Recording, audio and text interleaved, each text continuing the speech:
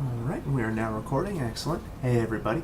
I just want to go ahead and give you an update on some of the upcoming updates that we're about to have to Atlas. Hopefully, here soon, they will actually launch this update because it's going to fix a lot of issues that a lot of players are complaining about right now. Though, before I get into that, if you see me looking off to the side, it's because I'm literally playing 2 other games.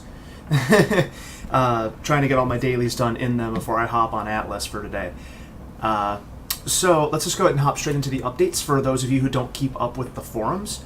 So obviously they're constantly upgrading the server in the sense of increasing stability, so that's the first thing. But the army of the damned ships will no longer initially aggro anything that is dry docked or anchored unless you are, say, on that dry dock or ship and you fire at it, then they will aggro you. But they are fixing it to where you don't have to worry about your anchored ship getting destroyed by some army of the damned ship that decides it wants to roll up nice and close to shore. That's how we lost our schooner. But let's see. They are also reducing the army of the damned ship spawn rate by 60%. They're reducing the army of the damned ship HP by 20% for their HP scaling. They're reducing their aggro range by 10%, and they're increasing their loot quality by 10%. The float sims that are out in the water, which are kind of like treasure, sort of. You don't really have to find them too terribly much. You just go out in the water and loot them. The spawn rate of those has been reduced a bit. I did notice that they were overspawning a lot. The treasure map item quality has been increased by 15%, which I am more than okay with, because if you were to look at the video that I posted earlier today, the loot that we got out of the reward box, honestly, it was kind of a letdown. I mean, don't get me wrong, it was still green gear, which is an upgrade, but is it really worthwhile sinking all the resources into those pieces of gear whenever it's marginally better? What, it gives you a little bit of extra fortitude, a little bit of extra health. Is it worth it? Because it's green, you should probably wait till it's at least blue or higher. I don't know. We never got the chance to craft any of the stuff to test it because we lost our boat. But let's see. Let us see. So they are also eliminating the at-sea increase rate of vitamin and vitals consumption. Now, being out at sea will only cause food to spoil faster and temperatures will drop. That's it. You don't really have to worry about being out at the ocean and having your vitals just fall through the floor.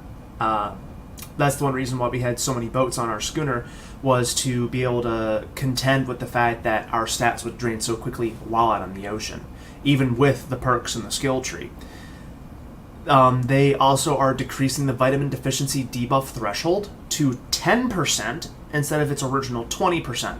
So a lot more wiggle room just to sit out there and farm your materials before having to go back to base and let yourself die and respawn or whatever. Let's see, they reduced the base rate of vitamin consumption by 2%, which isn't much, but hey, we will take everything that we can get with that, because the vitamin system, don't get me wrong, I love it, but I also hate it at the same time. It's kind of realistic in the sense that you have to worry about eating a balanced diet, but it's extremely annoying for the type of game that this is, and how annoying it can be to get certain resources depending on the island that you're on. Example, vitamin C spawns on my island, and vitamin A spawns on my island. But the vitamin A is like somewhere up over there. I don't know. Let's see, what else? Ensure the army of the damned ships spawn farther away from the shore and don't spawn too near players' ships. That means that you should only see ships of the damned out in open water. They should no longer spawn anywhere near shore, which is nice. Now again, keep in mind, this is an upcoming update. This hasn't been launched yet.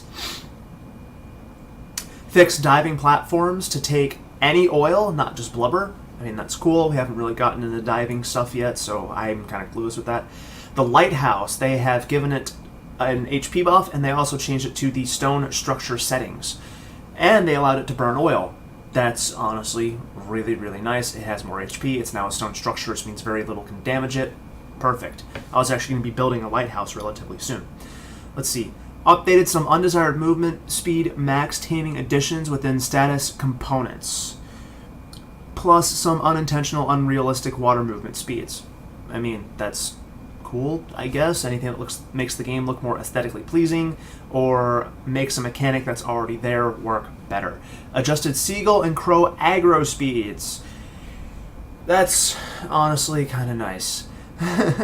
Updated tiger IK to better conform to slopes. Not entirely sure what that means. I'm assuming that it's more of a visual thing. Razor tooth stamina adjustments would prevent fatigue from running in like 2 seconds.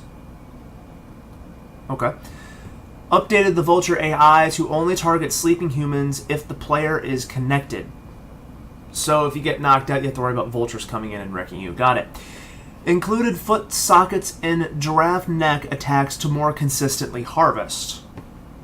Okay, I guess that makes it a little bit easier to harvest resources with him, even though we haven't tamed one. I don't know what the hell he harvests anyway. Reduced bee movement to allow player attacks to land. Oh my god, thank you. I cannot stand the giant bees. They are honestly nightmarish. I am perfectly okay with that change. Increased harvest amount of fur and milk from sheep and cow to incentivize taming and better compete with natural resource gathering amounts. Updated max yield timings to scale with creature level, similar to other creature abilities instead of food value. Interesting. Clamped amount of fur gained from harvesting wild sheep, again to incentivize taming. Wild sheep will also flee and may attack players after excessive shearing. And lastly, they double posted the whole Army of the Damned. Ships will no longer initially aggro to dry docked or anchored ships. So I have a sneaking suspicion they are really making sure that we're not going to lose our boats because we decide to go to sleep and an Army of the Damned ship just wants to wander up on us and destroy us.